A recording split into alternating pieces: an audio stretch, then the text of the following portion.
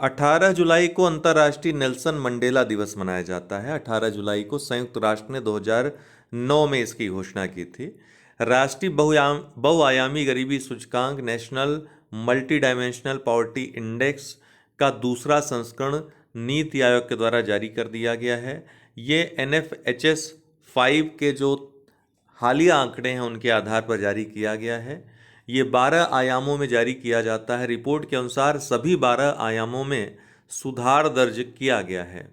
भारत में बहुआयामी गरीबों की जो संख्या है 2015-16 अर्थात NFHS 4 के समय 24.85% गरीबी थी भारत में, जो अब घट करके वर्ष 2019-21 में 14.96% हो गई है। तो कितनी कमी दर्ज की गई इन वर्षों में 2015-16 और 2019-21 के बीच अर्थात 5 वर्षों में 9.89% गरीब कम हुए हैं।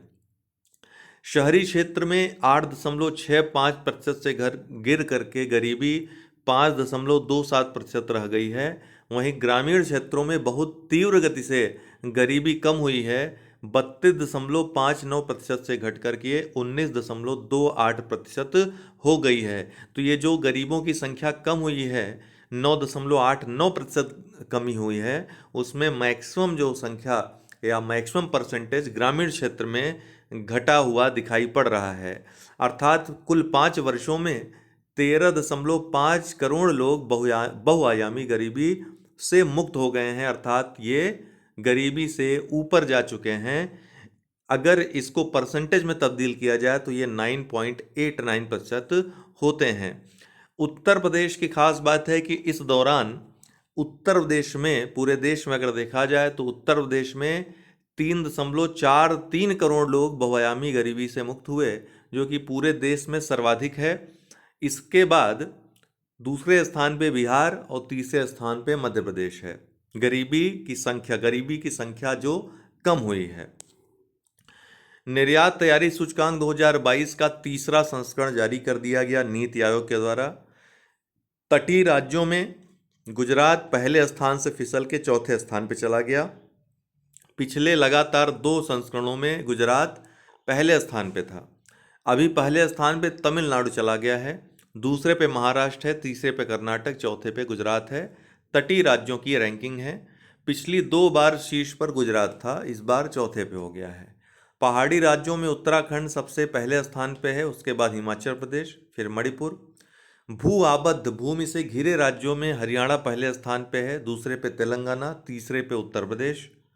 केंद्र शासित प्रदेशों और छोटे राज्यों को एक श्रेणी में रखा गया, जिसमें गोवा फिर से पहले स्थान पे है, जम्मू कश्मीर दूसरे स्थान पे और तीसरे स्थान पे अंडमान निकोबार द्वीप समूह है।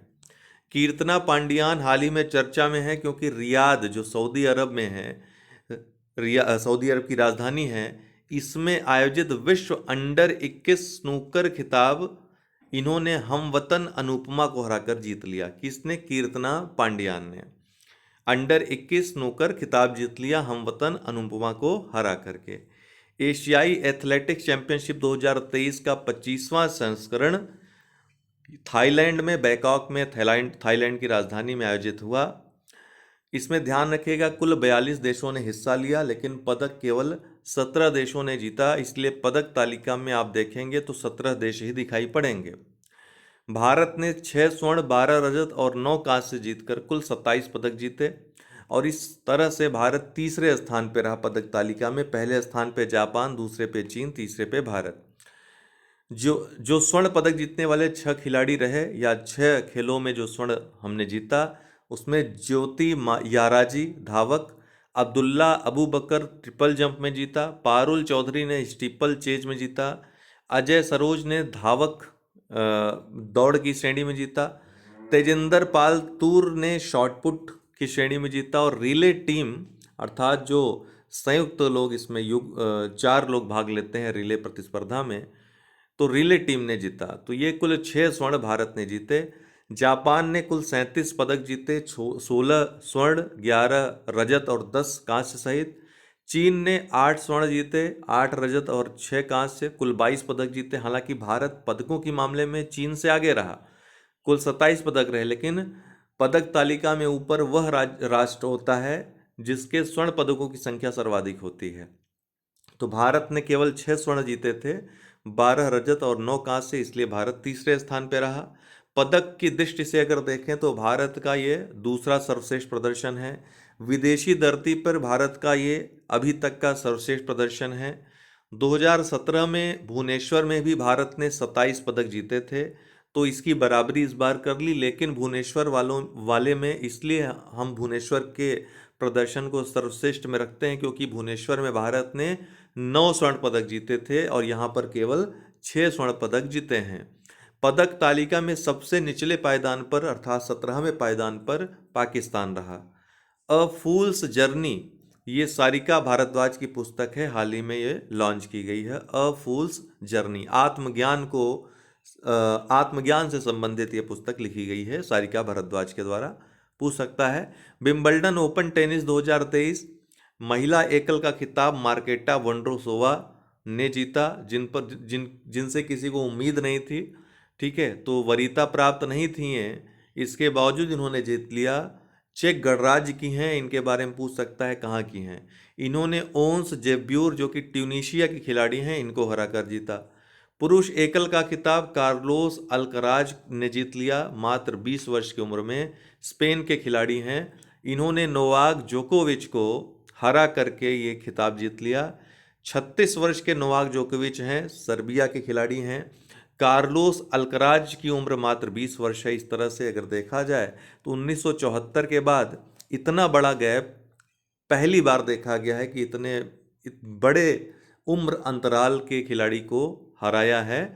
और कार्लोस अल्कराज का यह दूसरा जो ग्रैंड स्लैम खिताब, 4 ग्रैंड स्लैम होते हैं, ये दूसरा ग्रैंड स्लैम है कार्लोस अल्कराज का। इसके पहले 19 वर्ष की आयु में ये एक और जो यूएस ओपन होता है ये जीत चुके हैं। तो कार्लोस अल्कराज के बारे में भी आगे आप काफ़ी खबरें सुनोगे, जैसे नोवाक जोकोविच के बारे में सुना, राफेल नडाल के बारे में, रोजर फेडरर के बारे में। उसी श्रेणी के ये खिलाड़ी हैं। तीसरे स्पेन के खिलाड़ी हैं जिन्होंने ये खिताब जीता है विंबलडन का। ध्यान रखिएगा कि विंबलडन का ये 8वां खिताब होता अगर नोवाक जोकोविच जीत जाते। इसके साथ ही 24 ग्रैंड स्लैम रिकॉर्ड इनके नाम होता, लेकिन इनके अभियान को कार्लोस अल्कराज ने रोक दिया। हरेला पर्व ये उत्तराखंड में मनाया जाने वाला पर्व है।